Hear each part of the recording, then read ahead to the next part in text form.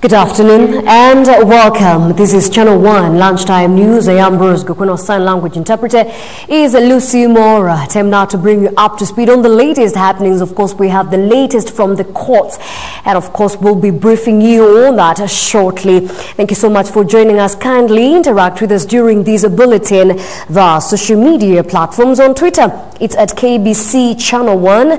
You can also tweet us at KBC Channel 1. On Facebook, we are at KBC Channel 1 as well. You could tweet me directly at Rose_Gaku or leave us a text message beginning with where you are viewing us from on 22162 right on your screens. Let's begin. The Kenya Film Classification Board, in collaboration with the police, has launched a major crackdown against increased sex tourism and child prostitution in the coastal region. The move comes after reports emerged that some villas in the coastal region were being used as prostitution dens, with young children from poor backgrounds being lured to the vice. Now, that's the story right from the coastal region, and we have the details. Have a look. The Kenya Film Classification Board Coast Region Manager Bonaventure Kioko stated the county area advisory councils will now be roped in the war against child prostitution. We'll work very close with them to ensure that no element of child abuse within the region. Kioko urged parents to be vigilant and always know where their children are at all times. He said they have information that some private villas and apartments have been turned into prostitution dens, that some locals are being used to lure young girls to sex-based tourists out to exploit them. You should not negotiate on the abuse of a child, be it your child, be it whose child. All the chiefs, all the community policing officers should not create room for negotiation regarding child abuse. If any person impregnates any underage, the whole process of the law must be followed. He is now calling on hotel owners to be more vigilant, as establishment found condoning the vice will face the force of the law and even be closed.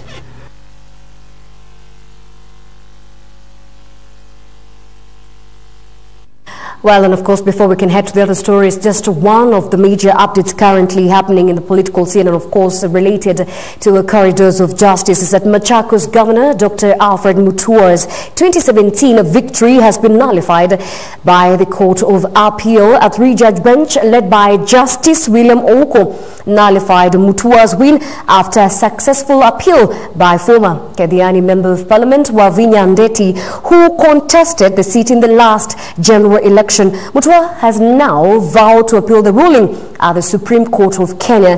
The court has in the meantime upheld the win of Embakasi East Member of Parliament. Of course, this is some of the latest updates that we are getting from our corridors of justice, and of course we'll be having the pictures later on, but you can also be following the same on our social media platforms as we keep you abreast with what is happening currently. Let's proceed. Narok County Governor Samuel Ole Tunai has directed rangers manning the Masai Mara Game Reserve to be vigilant following rampant cases of poaching in the expansive reserve. Tunai urged the officers to be diligent in executing their duties and ensure wildlife is protected. Speaking during a pass-out of 42 county rangers who successfully completed a refresher course, Narok County Governor Samuel Ole Tunai said they will facilitate the training of more rangers, especially in the use of technology to ensure security of wildlife resources. Issues to do with poaching must be eliminated. You must ensure that there is no ever, we must never again lose any rhino or elephant, the big five, or any other animal because of game meat or any other purpose. Make you here to ensure that nothing. And this game reserve is not. Tonight authorized the rangers to take appropriate action when they came across illegal activities in the game reserves. And even the president where he's sitting, and we know this game reserve is a great game reserve. We know that you are in charge of this game reserve, and you are competent, you are able to oversee it. Therefore, you should do your job without any fear of anybody. All you need to do is to ensure you are following the law. And that The governor announced that plans were at an advanced stage to hold a joint training of Narok County Rangers and their counterparts who guard the Serengeti Game Reserve across the border in Tanzania to ensure the Big Five are safe. Thank you, sir. Judiciary has been challenged to complement the executive on the war against corruption in the country. Devolution Cabinet Secretary Eugene Wamalwa said the ball is now on the judiciary's court to play its role.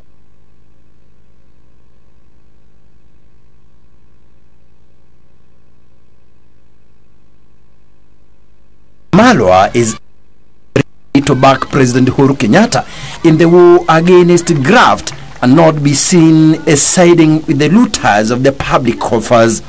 We cannot have a situation where the left hand is fighting corruption and the right hand is hindering that fight against corruption.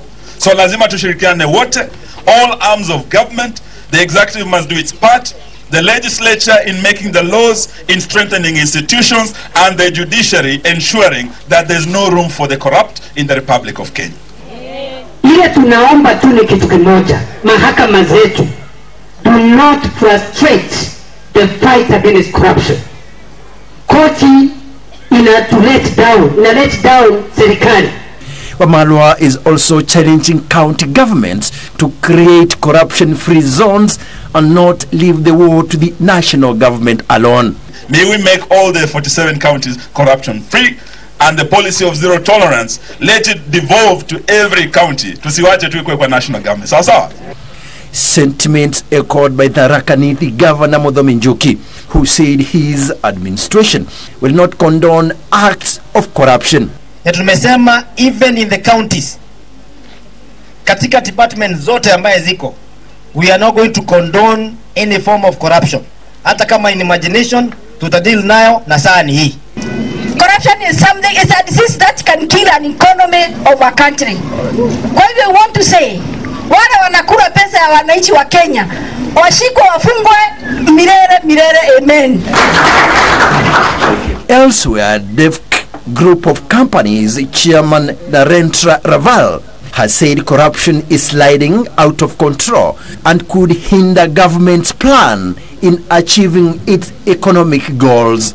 Because it is spoiling the name of the country, it is giving the bad image internationally, and government is doing whatever they can, but it is not possible to police each and every officers of all the department in the government.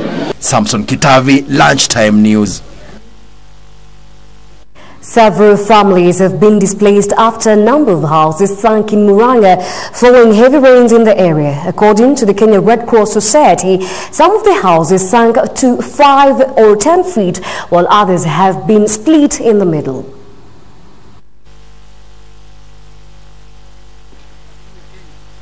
Kulianza crack kidogo, then tukiona hivyo tukahama.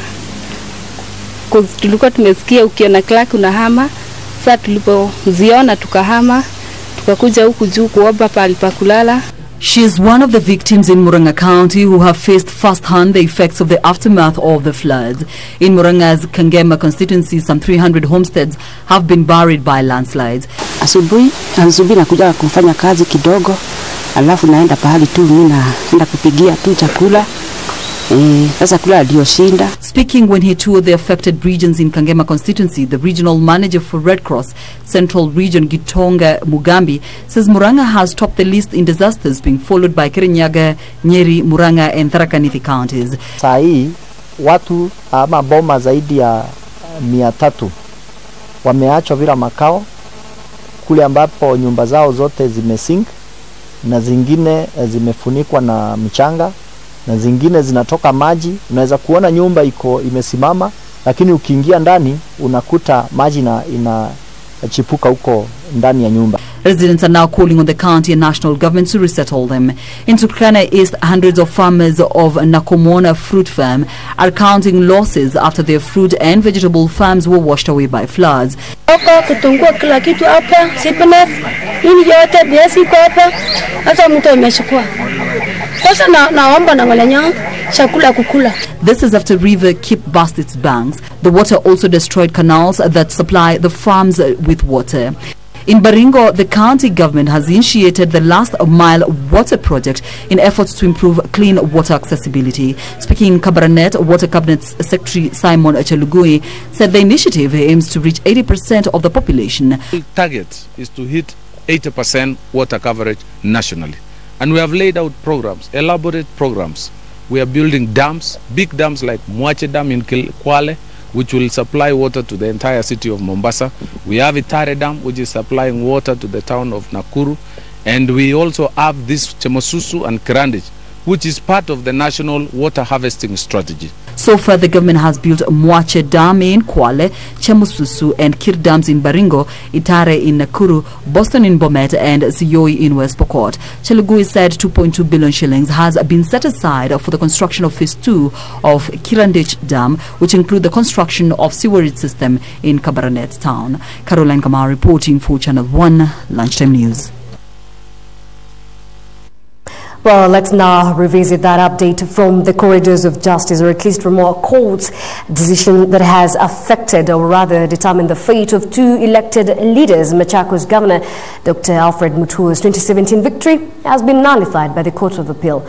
A 3-judge bench led by Justice William Ouko nullified Mutua's win after a successful appeal by former Kadiani Member of Parliament Wavinya Ndeti, who contested the seat in the last general election. Mutua has now vowed to appeal the ruling at the Supreme Court of Kenya. The court has in the meantime upheld the win of Embakasi East Member of Parliament Babu Owino. Take a look.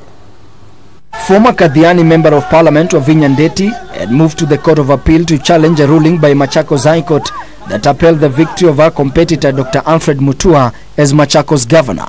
The Court of Appeal has now ruled in her favor.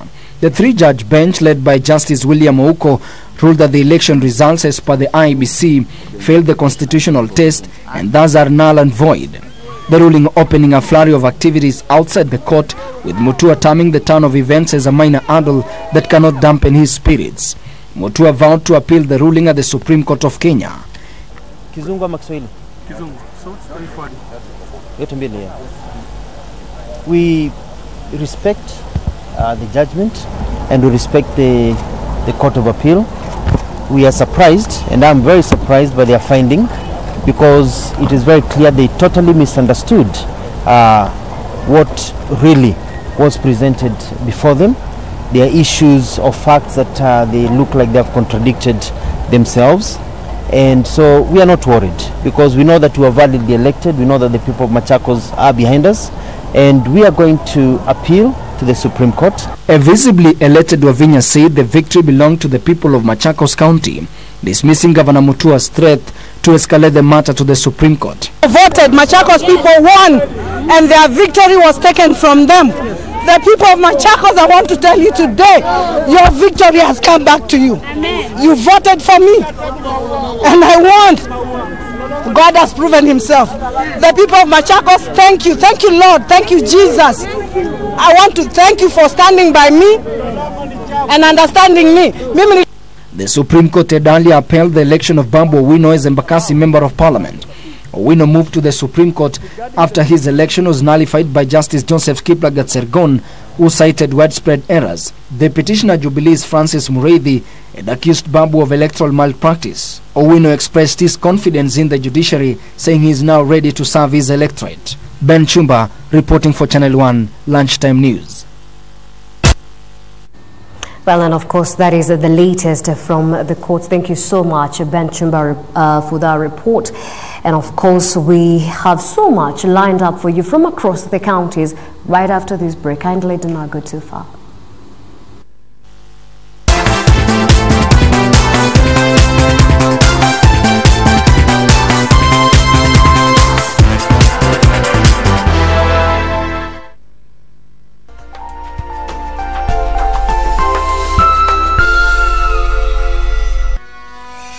SportPesa Super Cup has come to Kenya. Kenya's own Gor, AFC, Sharks and Kakamega Homeboys are getting ready to take on Tanzania's finest, Simba, Yanga, Singida and JKU. The champion will face one of EPL greats, Everton FC at Goodison Park. Don't miss another moment of football history. SportPesa Super Cup. from the 3rd to 10th of June. So let me share an African proverb with you. Suffering is a teacher. And if we think of it that way, Africa has had many teachers for a long period of time. But what have we learnt? I just want to say Africa needs to come together. We need to work together. We need to have this drive that everything is possible. Despite the opportunities, Africa still faces huge challenges. So we must look at both opportunities and the challenges. And if we want to do it properly, we need to focus on technology. These digital advances, this technology will help to solve the other problems faster.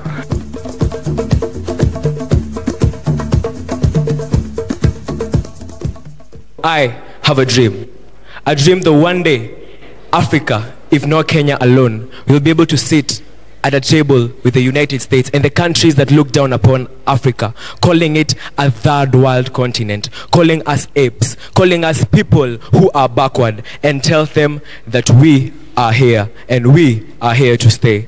Comrades, an apple fell and Newton discovered the law of gravity. The same way, the devolved government, which clearly screaming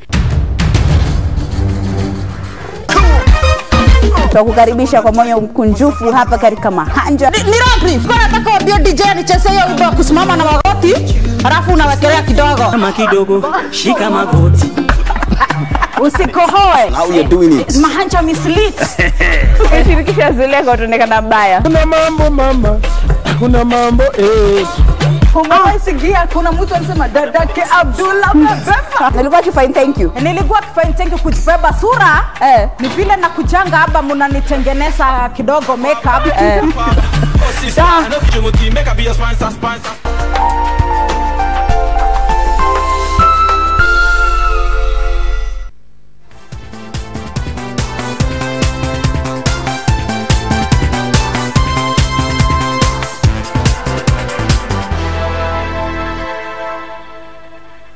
Welcome back to the program. The Ministry of Devolution is working on a program that will see the construction of dams along flood-prone areas to cushion locals in such regions from the effects of flooding. Devolution Cabinet Secretary Eugene Wamalwa said it was time the nation works on a practical solution to the constant flood menace and turn the excess waters into a national resource for food production. Wamalwa was speaking while on a tour of the Rakinidi County. The national government long-term plan in curbing disasters in the country ranging from floods to drought has put more emphasis on need for practical solution on how to deal with disasters that are galloping millions of taxpayers' money.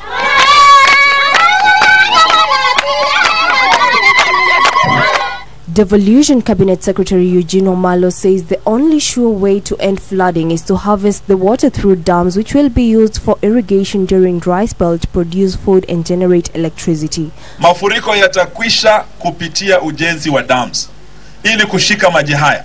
Wakati kuna mvua nyingi, mito imefurika, tuweke maji haya. Wakati wa kiangazi, mito ikianza kukauka, tutumie hayo maji kuzalisha vyakula, kuzalisha umeme, tupige njaa marufuku. Wamalwa, who was in Tharakanithi, said it was now time to have another dam along Tana River to supplement the Seven Forks project built in the 80s.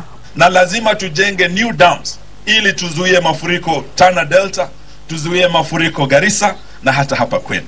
So the solution will be the building ya dam hii. Sentiments echoed by Senate Deputy Speaker Kithure Kindiki said the country should stop feeding her people on relief food but give them enabling factors to produce their own food. Lazima tutafute namna ya kusaidia wakulima wapate mapato yao na wapambane na hali ya anga kwa kuwapatia maji ya kulima na bei nzuri ya mazao yao ili tuondoe aibu ya njaa. We want to bring a paradigm shift. Tunabadilisha sera. We want to move from food relief to resilience. Ili tupeane capacity kwa watu kuzalisha vyakula na kujitegemea wenyewe.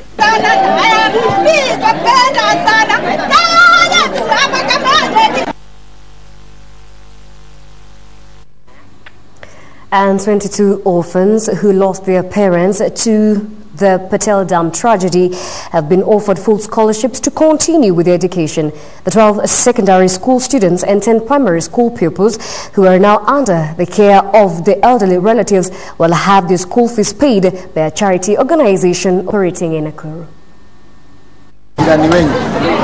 Bahati Member of Parliament Kimani Ngujiri said the program is aimed at empowering the orphans to continue with their education uninterrupted.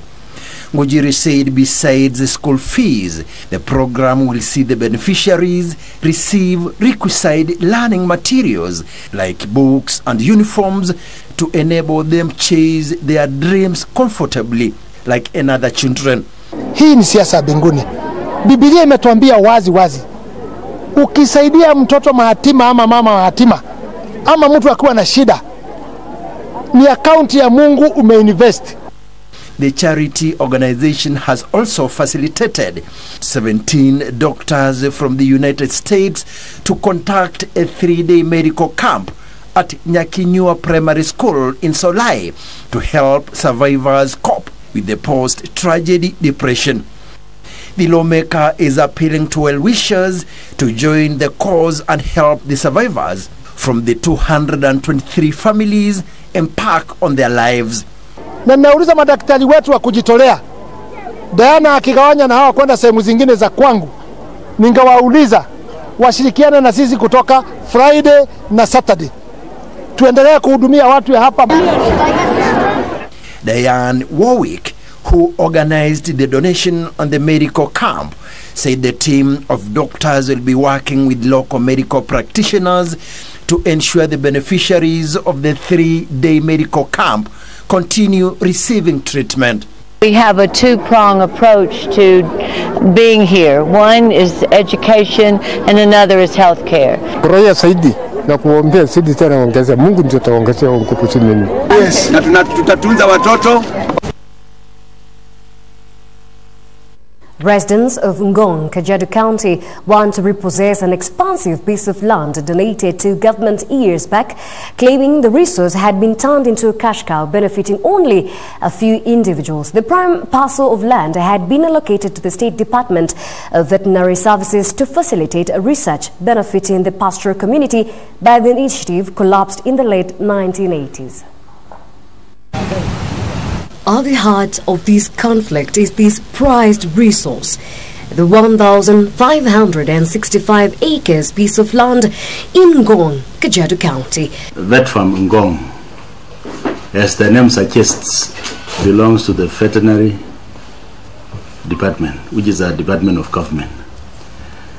And that is the status that we know.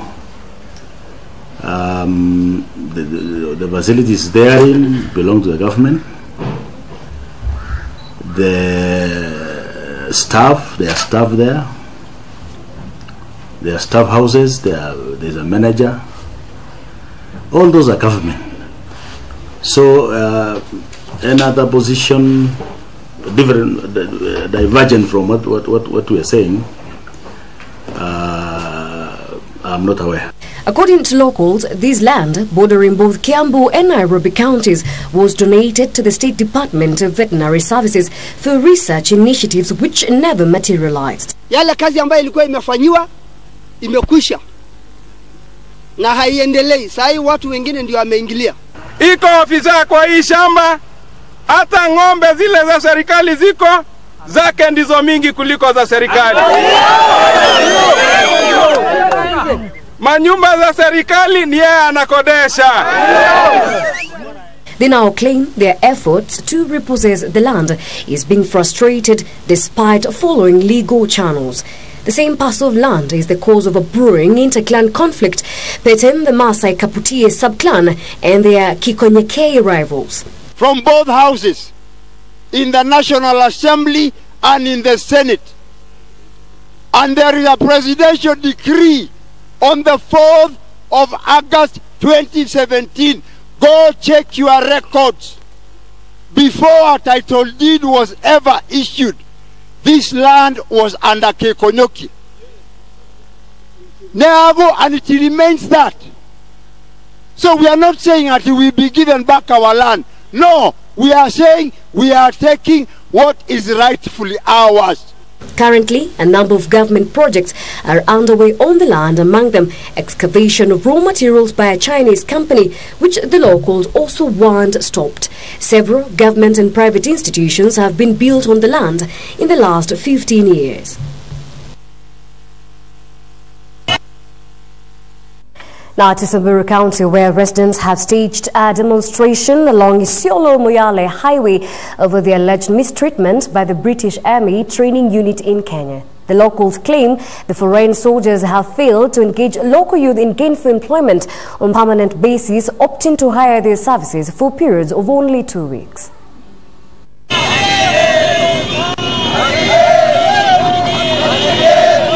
Local youths in Samburu claim that the terms of service offered by the British Army were no longer tenable, as there were no contract forms signed for accountability purposes. Led by John Likyondo, they argued that the Britons only offered a few people from Nanyuki permanent jobs, sidelining local Samburu youth. Projects zinapeanwa hapa ni ukora. British Army wanatoa watu kutoka Nanyuki huko, wanapatia kazi wasungu wenyewe. Kuna kampuni moja ya wasungu ya British Army. Ati anapatiwa kazi yote. Ati anapatiwa kazi yote hapa Kenya mzima. Kwani hakuna sifa vijana kuna makampuni. Kwa nini wanaleta watu kutoka nje? Wanaajiri kazi lakini wa vijana kwetu hawapati kazi. Hiyo kitu ndio inaleta changamoto mpaka hao wa vijana wakikaa kitangatanga town wanazidi kwenda kuomba na kuiba. He said that some of the jobs assigned to the youth were dangerous as it entails operating in areas with explosive gadgets. Tunaomba washikadau ambao wanahusika na mambo ya British sana waingilie kati, waone kwamba vijana hapa nyumbani wanaandikwa kazi na wanaandikwa kazi kwa njia inayofaa. Kama ni kuandikwa permanent, tupate kuishi katika maisha bora ya baadaye. Esther Lenakongo claimed the explosive material brought in the area had killed at least 5 locals since the soldiers set foot in the area 10 years ago, with several others contracting diseases related to the explosives. British Army wanaleta hapa bomu kusitupa. Na hiyo ni poison. Wa vijana 5 sasa ranger workers wamekufa na kwa sababu ya hiyo madhara yote. Na hakuna chochote wamewahi kuwafanyia. With the next batch of trainees expected in the area on the 15th of June, the locals say they first want their demands addressed. Kama hawezi kutuandika kazi ama kama hawezi kutuletea mabadiliko ambayo sisi tunataka kama vijana wa Achas, the next regiment ile kikundi ambacho kinakuja cha wasungu kufanya kazi hapa hivi, hatutakubali kufanya kazi na wao. British wanataka kurudi tena Achas Post. Andike hizo vijana permanent. Hata kama hawataandika wao, turekebishe wengine wale wanakuja na wajaribu kufanya kazi vizuri na wao.